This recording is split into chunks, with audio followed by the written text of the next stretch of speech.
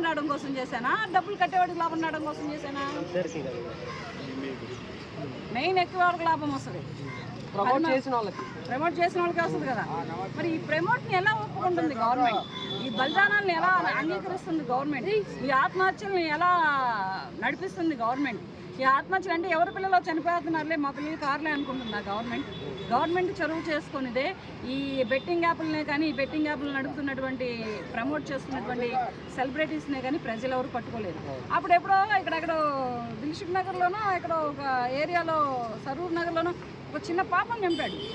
ఎక్కడ చిన్న లేబర్ బస్తీలో. ఆ బస్తీలో పాప చనిపోతే వాడిని ప్రతి ఒక్కళ్ళు వెంటాడారు, ప్రతి ఒక్క కన్ను వాడిని వెంటాడింది, పట్టుకొని వాడు చావు చూసేంత వరకు ఎవరు వదిలిపెట్టలేదు. వాడు రైలు కింద పడి చనిపోయాడు. అటువంటి పట్టుకునేటటువంటి ప్రజలు ఈ బెట్టింగ్ యాప్ ప్రమోట్ చేసే వాళ్ళని ఎవరు పట్టుకోలేదు. వీళ్ళు ఏ కారులో తిరుగుతారో, ఏ బైకుల్లో తిరుగుతారో, ఎవరితో తిరుగుతారో, ఎలా ఉంటారో తెలియదు.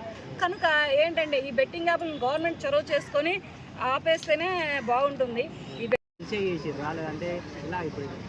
ఈ బెట్టింగ్ యాప్ స్టార్ట్ అయిందే యూట్యూబ్లో కదా, ఈ బెట్టింగ్ యాప్ మొదలైందే ఫోన్లో కదా.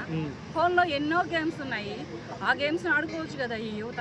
చిన్న పిల్లలు పబ్జీ గేమ్స్ ఆడి పబ్జీ గేమ్స్లో లీనమైపోయి ప్రాణాలు తీసుకుంటున్నారు. ఎంత ఇప్పుడు టీనేజ్ పిల్లలు వాటికి లోన్ అయిపోయి పబ్జీ గేమ్లో ప్రాణాలు తీసుకుంటున్నారనే తల్లిదండ్రులు పబ్జీ గేమ్లు లేపేపించేశారు. అటువంటి చిన్న టీనేజ్ వాళ్ళే అర్థం చేసుకుంటుంటే 15 ఏళ్ల నుంచి 35 ఏళ్ల లోపల ఉన్నటువంటి యువత ఈ బెట్టింగ్ యాప్లకి లోన్ అయిపోయి వీళ్ళ దగ్గర ఉన్న డబ్బు ఆగం చేసుకొని, వీళ్ళు దాచుకున్న డబ్బు ఆగం చేసుకొని అప్పులు చేసి ఆస్తులు అమ్మేసేసి మాట్లాడినందుకు తల్లిదండ్రులను చంపడానికి పోయి, అడ్డుకున్నందుకు భార్య పిల్లలను చంపి, ఈ బెట్టింగ్ యాప్ అనేది వీళ్ళకంటే ఎక్కువ థ్రిల్నిస్తుందా, వీళ్ళకంటే ఎక్కువ ఆనందం